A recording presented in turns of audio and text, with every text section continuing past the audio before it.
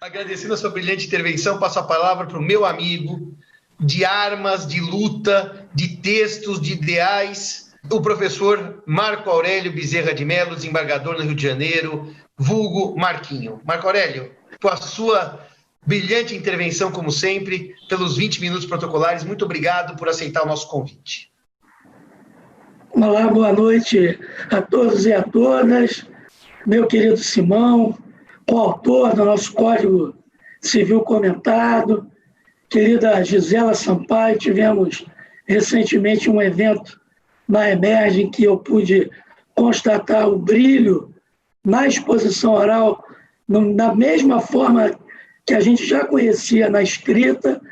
E eu também quero saudar o professor Fernando Araújo por possibilitar que essa oportunidade de estar aqui irmanado com os civilistas, com os juristas portugueses. Também tenho raízes portuguesas, meus avós maternos são portugueses, tenho dupla cidadania, e o Simão omitiu, mas eu sou paulista. Só que eu cheguei no Rio com 6 anos de idade. Então, eu sou paulista, eu sou carioca e também português, e que eu estou bem colocado aqui entre todos vocês, né? Também queria destacar, Simão, que amanhã é o último dia do recesso da advocacia e nós temos 80 advogados aqui nos assistindo, advogados e advogadas, o que demonstra a relevância, a importância desse estudo, né? Estamos no exato instante de um recesso e tanta gente acompanhando aí os estudos do direito civil. A pujança que tem o direito civil realmente está vinculada a esse sucesso, né? Costumo dizer que é o direito civil que merece todas as louras. É ele que atrai essas pessoas. Muito bem. Ouvi com toda atenção a professora Gisela, eu fui ticando várias questões que eu gostaria de também debater. Obviamente, eu não vou repetir, mas eu gostaria de iniciar minha fala dizendo que os lucros cessantes, no âmbito do direito, da reparação patrimonial, exerce uma função primordial para a efetivação do princípio da reparação integral do dano. É isso que a gente vê no dia a dia, no caso concreto. Tanto ele quanto a perda de uma chance cumpre esse papel que a Constituição enaltece e que nós temos lá no artigo 944, caput do Código Civil, né? E isso assim, já demonstra a importância desse tema. Não fosse a ideia trazida de Roma aos dias atuais de ter uma indenização por aquilo que razoavelmente o lesado deixou de receber, nós não poderíamos falar numa reparação plena, numa reparação completa, né? Isso me parece muito relevante. O razoavelmente do artigo 402 é um desafio e que impõe aos advogados e aos julgadores humildade. Humildade. Humildade por quê? Porque nós sabemos que a pessoa que, diante do dano, deixou de razoavelmente receber um lucro, uma vantagem, deve ser indenizada. Então, temos com clareza que há um andebeato. E o nosso grande desafio é o quantum de beato. É um desafio permanente. A nossa querida Gisela trouxe o artigo da lei de marcas e patentes. Poderemos lembrar também o artigo 103, parágrafo único da lei de direito autoral, que diz assim, olha, se não soubermos o número de exemplares da edição, né, feita descumprindo a lei de direito autoral, a indenização vira 3.000 exemplares. E lá está como? Como sanção civil. Está posta como sanção civil. Ainda que a nossa Constituição não seja exatamente um espaço que contemple esse dano punitivo, se formos observar a Lei de Direito Autoral, o capítulo que prevê esses lucros cessantes para a ofensa ao direito autoral, nós vamos encontrar um número, 3.000 exemplares. Né? Então, é realmente um desafio muito grande. Eu quero trazer também a consideração 3 julgados do STJ que eu acredito que vai ser muito útil aí para a nossa audiência, porque eles estão bem alinhados com a aula magnífica que nós tivemos da professora Gisela. O primeiro é o RESP 1.110.417 do Maranhão, foi relatora a ministra Galotti, julgado em 2011. O que aconteceu? Lesão, posto de abastecimento em combustível no estado do Maranhão, pegou fogo. Identificado o dano nexo causal, vem a condenação. E aí, liquidação, por quê? Que a gente vê no dia a dia, por arbitramento. A Gisela tocou num ponto fundamental que eu quero pontuar. Destacando muito. O julgador tem que, dentro do possível, fixar o termo dos lucros cessantes. E o Tribunal do Maranhão não fez isso. Então, o que o Tribunal do Maranhão fez? Olha, primeiro, indenização pelo faturamento. Esquecendo dos tributos, esquecendo dos custos operacionais, do salário dos trabalhadores. Então, eu falo assim, o faturamento bruto será o critério da liquidação por arbitramento. Errado. E outra, não fixou um termo. O que aconteceu? Vejam, meus amigos. O que aconteceu? E vai ao encontro do que a Gisela colocou. O dano não pode ser fonte de lucro. A reparação ela não pode ser nem mais nem menos. Nós temos que encontrar um valor que não amesquinhe o quanto devido para fazermos justiça, mas para fazermos justiça também não podemos contemplar o enriquecimento sem causa. Senão a indenização ela perde o seu suporte justo-filosófico completamente. Completamente. Se isso no dano moral é difícil, é quase impossível, no dano material não é. No dano material nós podemos ter isso. E aí o que aconteceu? O dono do estabelecimento vendeu o estabelecimento e o estabelecimento virou outra coisa. Aquela área física onde teve incêndio virou, salvo engano, um projeto para a instalação de um imóvel, uma incorporação imobiliária. Não tinha mais nada a ver com a exploração da atividade de venda de combustível. Porque qual seria o lucro cessante correto aí? Um valor indenizatório até que o posto fosse reparado. Então, o posto foi reparado 10 de fevereiro de 2018.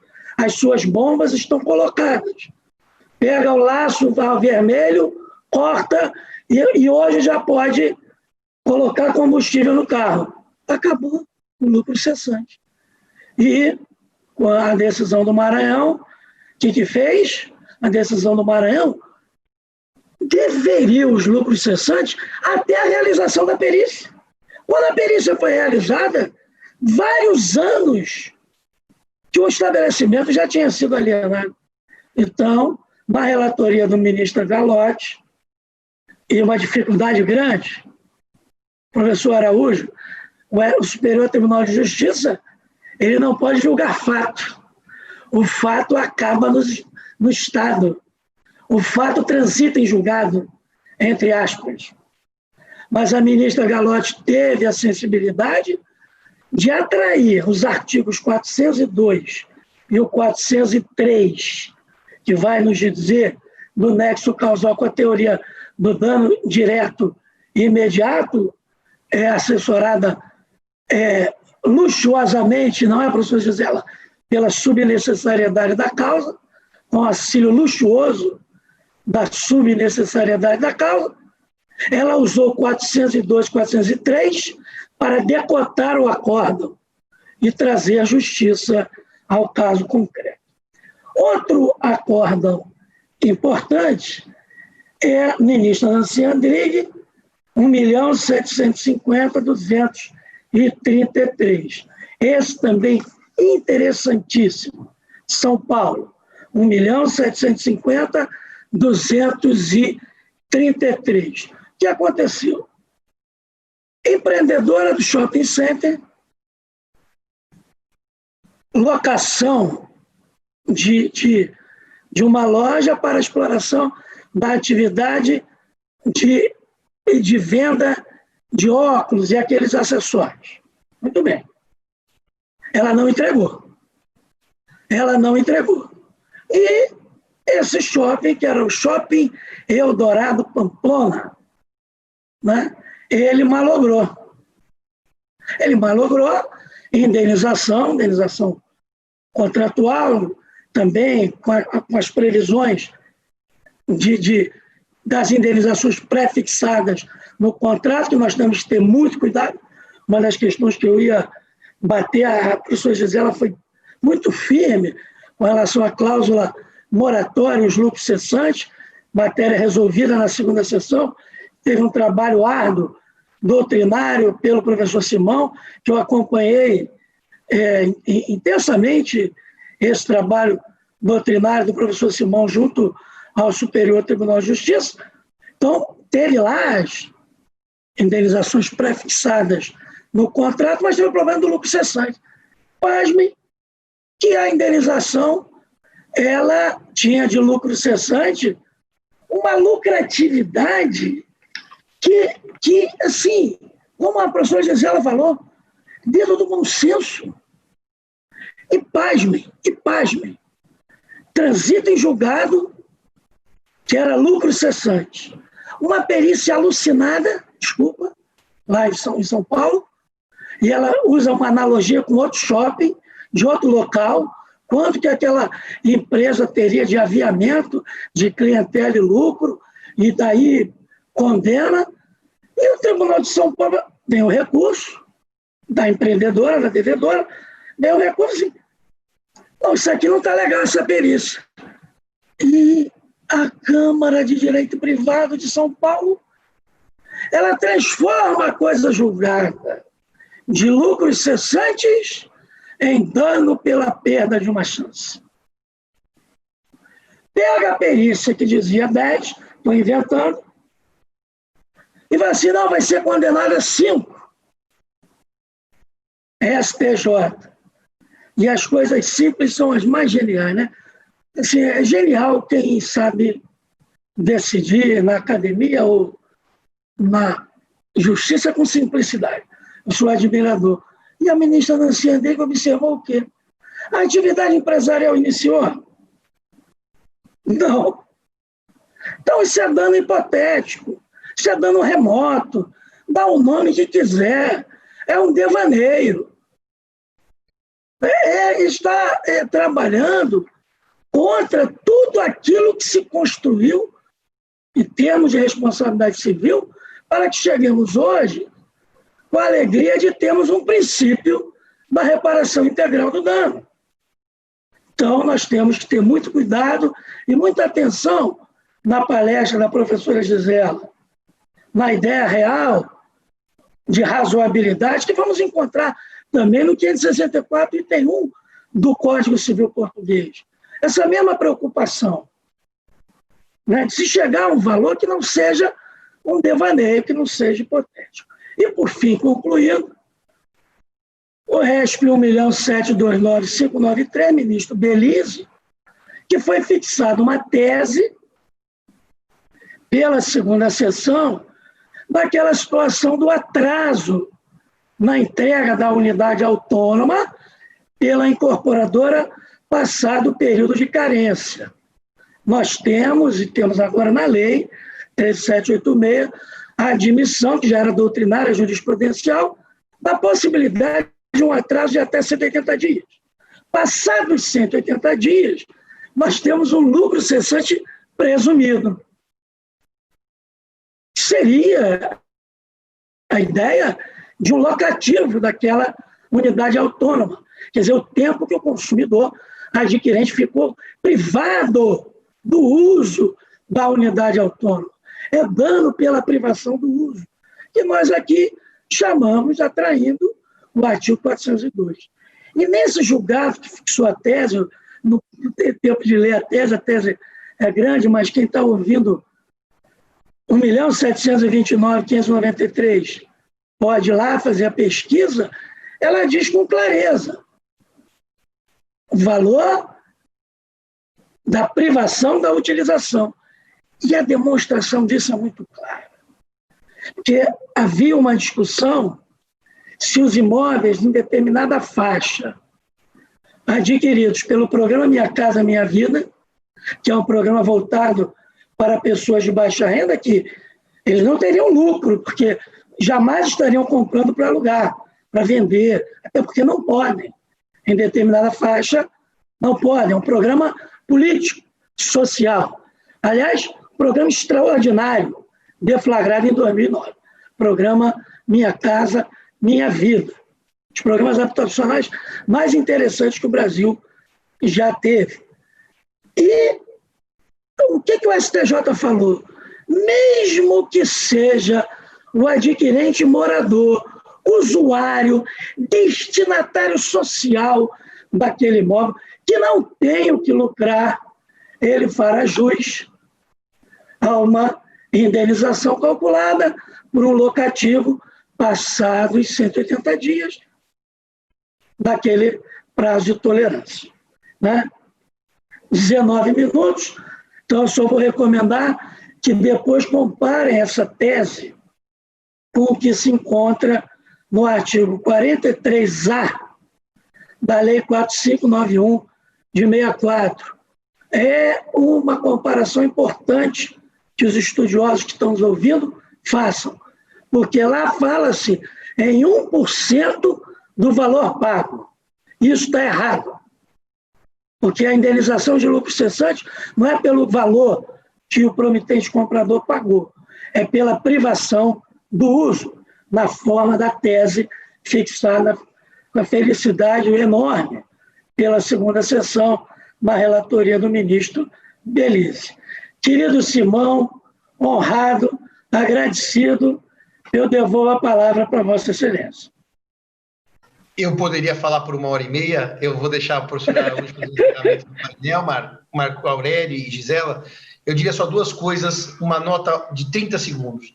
Lucro da intervenção e responsabilidade civil é um tema que me é tão sensível que nesse nosso novo livro do diálogo entre academia e o judiciário, o meu artigo, Gisela, exatamente sobre essa questão da separação dos institutos, eu te mando, a obra já está publicada, naquele diálogo entre os ministros do STJ, o judiciário e os professores.